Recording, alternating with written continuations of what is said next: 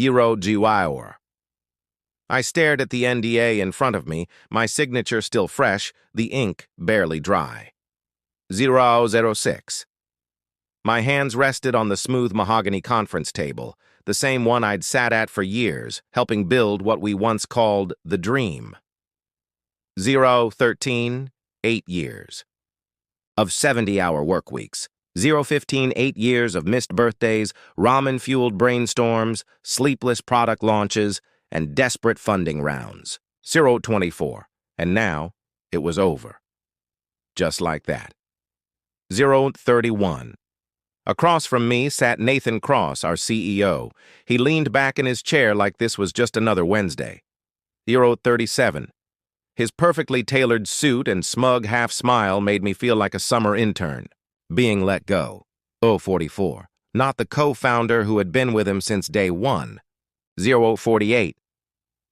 We've decided to bring in someone with a more seasoned perspective, he said, like that softened the blow.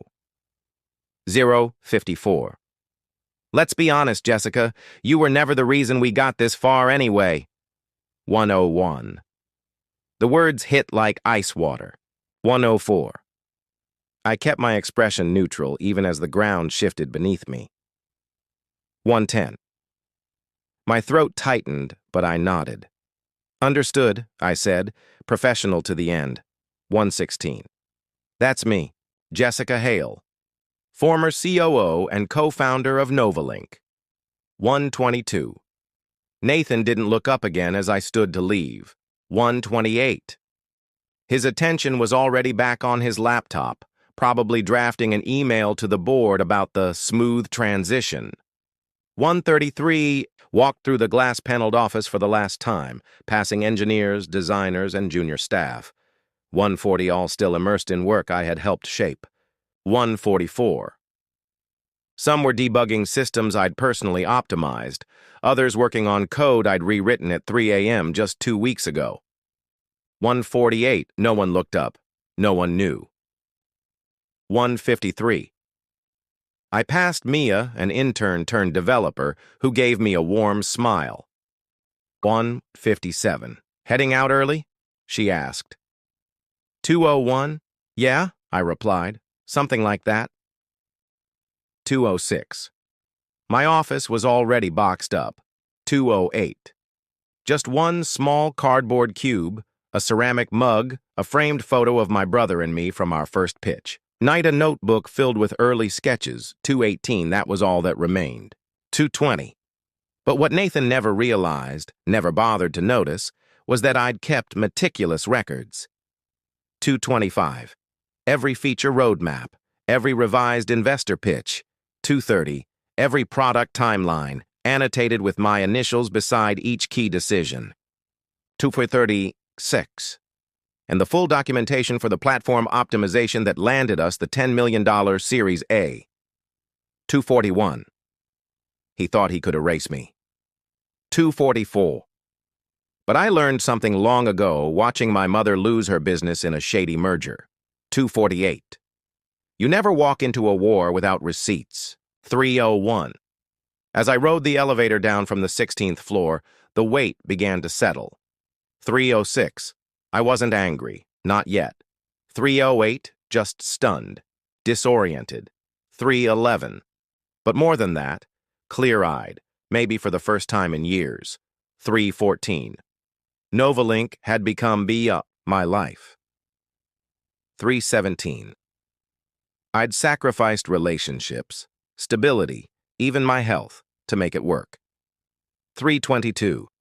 And now, the man who once called me his right hand had discarded me like a stepping stone he no longer needed. 328. I reached my car, started the engine, and sat there for a moment. 333. Letting the silence settle. 335. Then I picked up my phone and called Marlene, my attorney. 340. It's done, I said. 345. I'm so sorry, Jess, she replied, calm and composed as always. Did he say why? 352. I repeated Nathan's words, each one still echoing like a slap. 357. Marlene was quiet for a beat.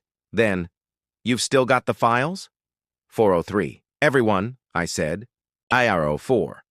"Good. We'll talk tomorrow. It's time to go over your options." 4:10.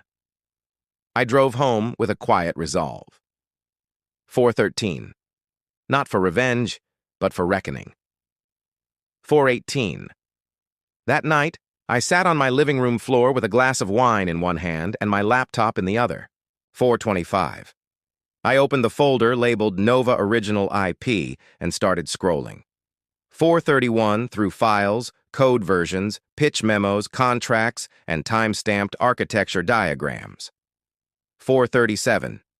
Nathan didn't think I mattered. 4:39. But he was about to learn how much I had built. 4:42. And just how badly they needed me when the cracks began to show. 4:47. He thought this was the end of my story. 4:50. But it was just the beginning. 4:56. 3 weeks had passed since I left Novalink. 4:59. Or rather, since I was removed. 5:01. I hadn't touched my work laptop, let the Slack messages pile up. The shared docs go unread. 5:08. The LinkedIn notifications flood in. 5:09. At first, it was like a phantom limb. 5:11. I kept reaching for projects that weren't mine anymore. 5:14 deadlines I no longer owned. 5:17, but slowly, the silence became comforting. 5:20, I started going to sleep before midnight. 5:22, remembered what weekends felt like. 5:25, still, beneath the calm, a quiet tension hummed. 5:29, the kind that tells you 5:31, something's about to break. 5:34. Nathan hadn't reached out. 5:36. No one from the board had. 5:38. It was like I'd been scrubbed from Novalink's history. 5:41. But I wasn't worried. 5:44. Not even a little. I knew by 5:45, you don't rip out your company's foundation and expect the house to stand. I hadn't designed Novalink systems to be difficult, just custom-built, from the ground up, efficient, lean, but highly specific. And while I documented the essentials, the real logic, the problem-solving pathways, the performance tricks, lived in my head, or in files no one else ever touched. I warned Nathan months ago, told him we needed redundancy, knowledge transfer, training sessions. Not a priority. He said, "We'll scale first, clean it up later." He never liked hearing there were cracks in his masterpiece. So I waited. Then, on a rainy Tuesday morning, the first one reached me. I was sipping coffee at a cafe when my phone buzzed. Unknown number. I let it go to voicemail. A minute later, a text. Brian, Senior Dev, Novalink. "Hey Jessica, sorry to bother you.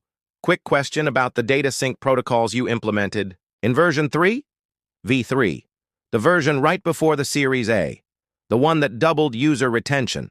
The one built on my load balancing model. There was no way Brian had the documentation for that. Nathan used to call it Jessica's black box magic." I didn't respond. The next day, another message. Kara, our lead UX engineer. Kara.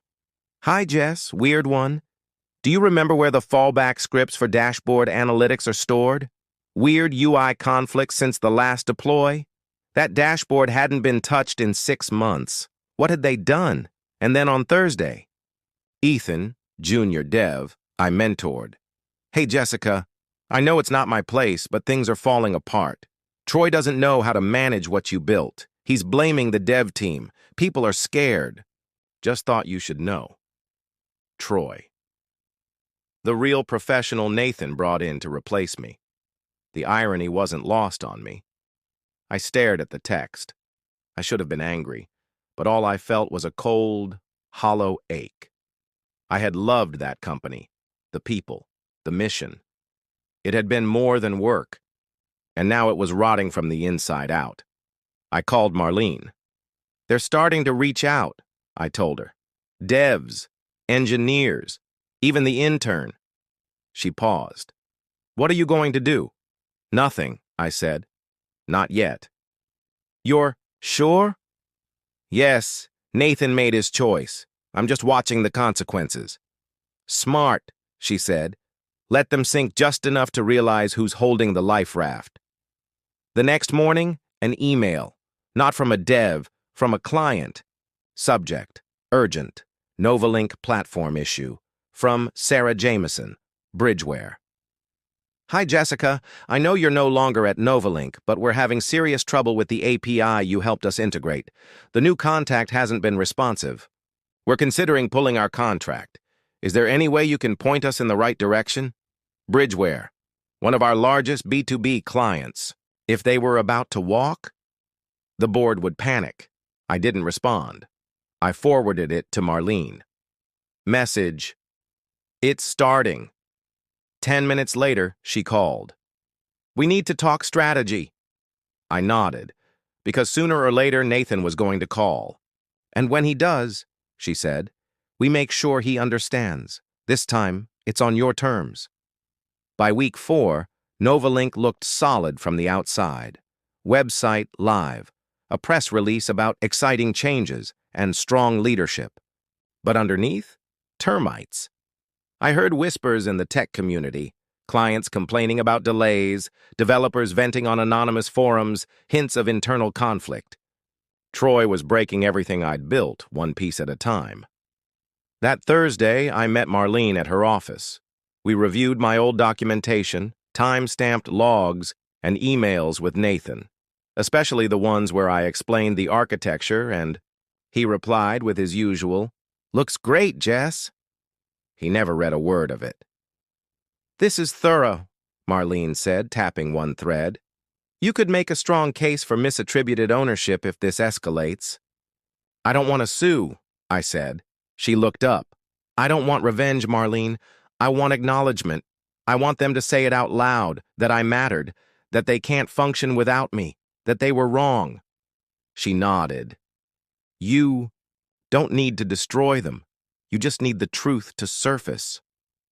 That afternoon, my phone rang. Caller ID, Nathan Cross. Voicemail. Then another call, then a text. Jessica, I think it's time we talked. Unforeseen complications. Could really use your expertise. Happy to compensate you generously. Generously. Funny how fast the man who once said I wasn't the reason we got this far was now begging me to come back. I didn't reply. I forwarded the message to Marlene. Message, he's calling. Reply, 3 seconds later. Let him sweat. The longer he waits, the higher your value. By the next day, 3 more texts. The tone changed with each one. First polite, then urgent, then apologetic. Look, Jess, maybe I was harsh during your exit. It wasn't personal. You know how pressure gets. Let's talk. I waited until Sunday. Hi, Nathan. I'm currently busy with other engagements and can't take on new work right now. Appreciate the offer. Hope things at Novalink are going well. Short, polite, non-committal. He called immediately. I answered, just to hear the panic. Jessica, thank God. Listen, I know things got tense, but we really need your help. Troy's struggling. It's causing delays. I'm sorry to hear that, I said, sipping my tea. But I don't work there anymore, remember? Don't be like this, he said. We're offering real compensation. 6 figures, short-term contract. I paused. That's generous, but didn't you say I was never the reason Novalink got this far? Silence. Then a cough. I may have underestimated your role.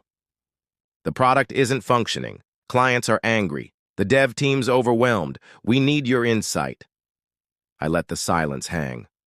Let me think about it. I hung up. That night, I met Marlene for dinner. He's desperate, I told her. But not desperate enough to admit what he did, she said.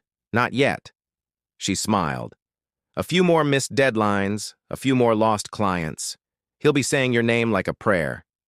I looked down at the menu, but I wasn't reading it. I don't want to go back, I said.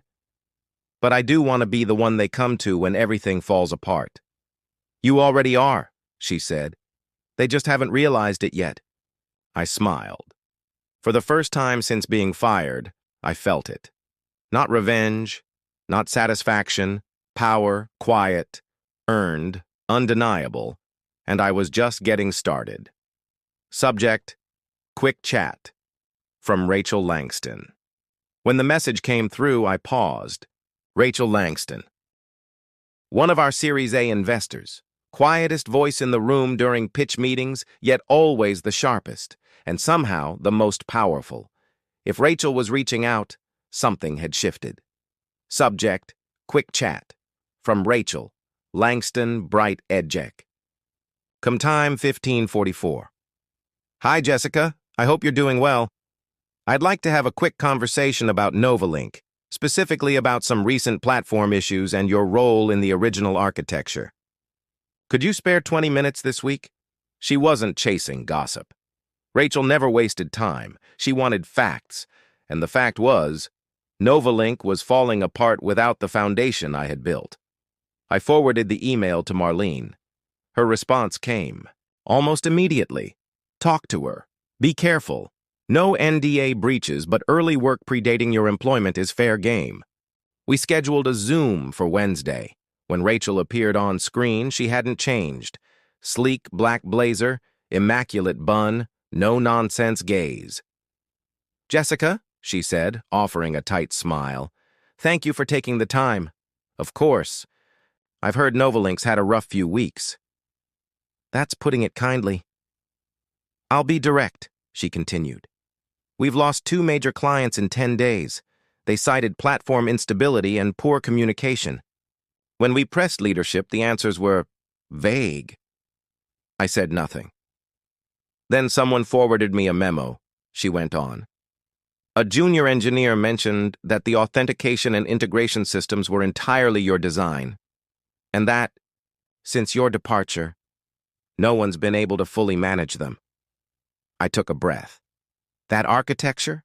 Yes, I built it. Before we had funding, before a CTO, before we even had a roadmap. Rachel nodded slowly. So what happened? You'd have to ask Nathan, I said. Though I imagine he'd say they needed someone with more experience. He told us you were involved in implementation, but not in strategy. I smiled. Interesting. I still have whiteboard photos from our first planning sessions. My handwriting, my diagrams, my Git logs, months before we even pitched Bright Edge. Her expression shifted, subtle, but there. I'm not here to cause trouble, I added. I'm just no longer interested in being erased. I respect that, she said. And I want to be clear, I'm not trying to trap you, but I need to know, is the core platform something only you understood? I built the authentication layer, the load balancing system, the failover sequences, a large chunk of the dashboard logic, all custom, all optimized for Novalink's specific flow. Rachel nodded again. And Troy? I asked. How's he handling it? She didn't answer. She didn't need to. I see. A pause, then. I'll be frank, Jessica. We're holding an internal meeting with the other investors on Friday. There's concern about leadership, about misrepresentation. I'd like you to attend, as an observer, if that's more comfortable. I'll need to speak with my attorney. Of course. After the call, I stared at the blank screen. That familiar fire rose in my chest. Not anger exactly, just momentum. The same feeling I'd had the day we landed our first $250,000 angel check. I called Marlene. Rachel Langston wants me in that room. That means the board is seeing the cracks Nathan tried to cover up. She says I can just observe, but we both know if I show up, they'll ask questions, and you'll have answers. There was a pause. Then Marlene's voice, firm. Then we prepare. Friday. Gray skies. Tension thick enough to touch. I arrived at Bright Edge Capital 20 minutes early. Marlene at my side, crisp in her navy blazer, leather folder in hand. "You're not here for revenge," she reminded me at the glass doors. "You're here for recognition and leverage. Let the truth speak for itself." Inside, the conference room buzzed with quiet tension. Rachel Langston, two other Bright Edge partners, a strategic tech fund rep. On the other side, Nathan, Troy, and two Novalink board members who looked like they hadn't slept in days. Nathan froze when he saw me. "Jessica," he said, forcing a smile, "I didn't realize you'd be joining us." "I was invited," I said smoothly, "as an observer." The meeting began. Rachel laid out the facts: performance issues, missed targets, client dissatisfaction. But everyone knew this was a reckoning. "Enterprise usage is down 17%, Rachel said. "Support wait times have doubled. Your last release caused 3 major client systems to crash." Nathan shifted uncomfortably. "We're aware of the issues. We're working around the clock. And yet," one investor cut in, "we keep hearing the same name from staff and clients. Jessica Hale. She built the system." My name hit the room like a hammer. Nathan opened his mouth, but I spoke. "First, I won't comment on current operations, but I can confirm the core architecture, security framework, internal tools, they were all built by me. I wrote the original code base. I documented it. I maintained version control." Rachel nodded. "We've reviewed her documentation. It's extensive, time-stamped, verified." Nathan leaned forward, tone tight. "With all due respect, Jessica wasn't acting alone. She was under contract. Everything she created belongs to the company." Marlene didn't flinch. "You're referring to the standard employment agreement, which we reviewed, but the authentication layer, developed before her employment, was integrated into Novalink with full transparency. There's no signed IP transfer covering that pre-existing work." Silence. Finally, Troy spoke. Quiet. Small. We haven't been able to reverse engineer it. It's too customized." I glanced at him, exhausted. Not arrogant anymore, just human. A board member turned to Nathan. "You told us the system was redundant, that we could scale without Jessica."